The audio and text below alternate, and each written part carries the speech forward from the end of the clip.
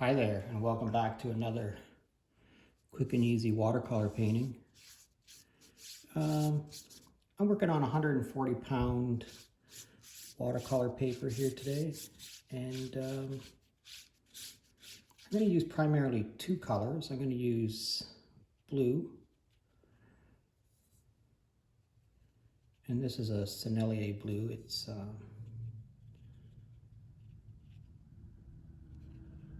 kind of pretty easy to work with. So you see I just wet the page across the top there, and then I taught my brush to get some paint off the brush and into the water.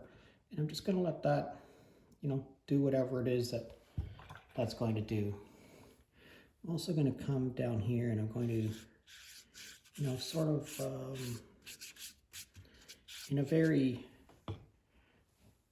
controlled but sort of just fast motion, I'm just going to put a couple of streaks in there, and I'm going to put some, this is Payne's Gray. Just going to drop some Payne's Gray into that. And we're just going to let that go to, wherever it is it wants to go to. Don't try to control it too much. Just let it flow to wherever it is it wants to go to. And we're going to let this dry and then come back as soon as it dries.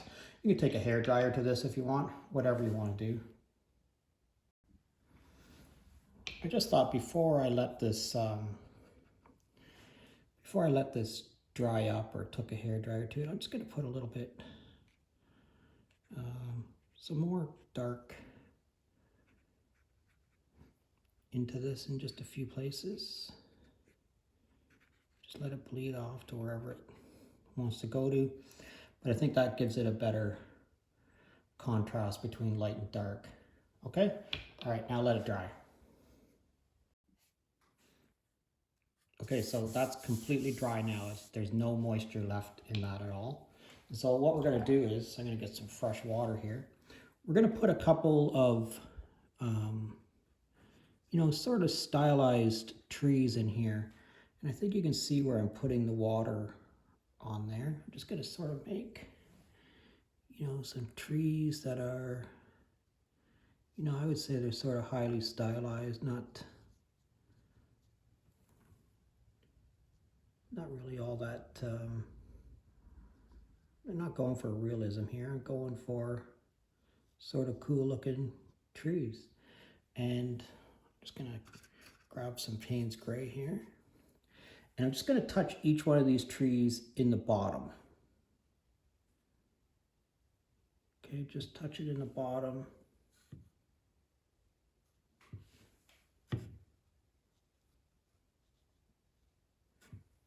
Okay, don't touch it too much more than that. Give it a little bit more paint if you want to make it a little bit darker.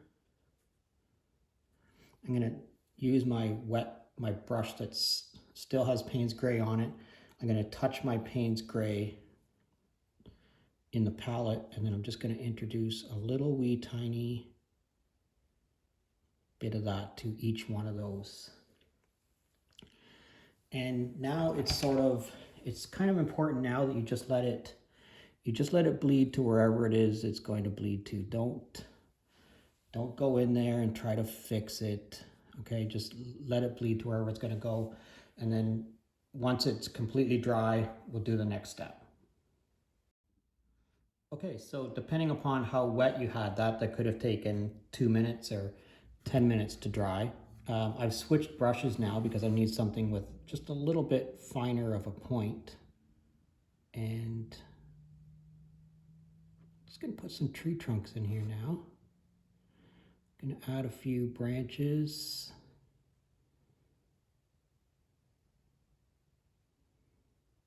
Just very delicately.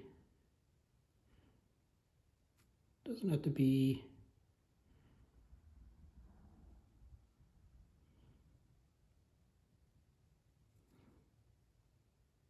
just want a little bit of control.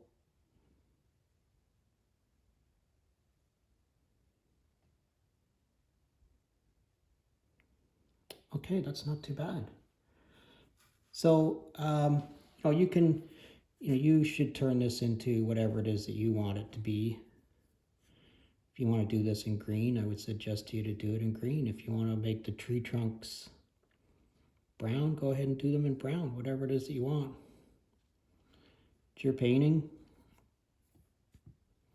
you know, and you should make it into whatever it is that you want to make it into. All right, thanks for checking me out today.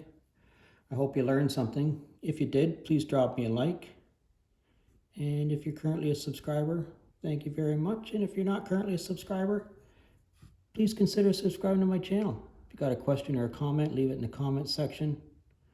I'd love to hear from you. See you again next time.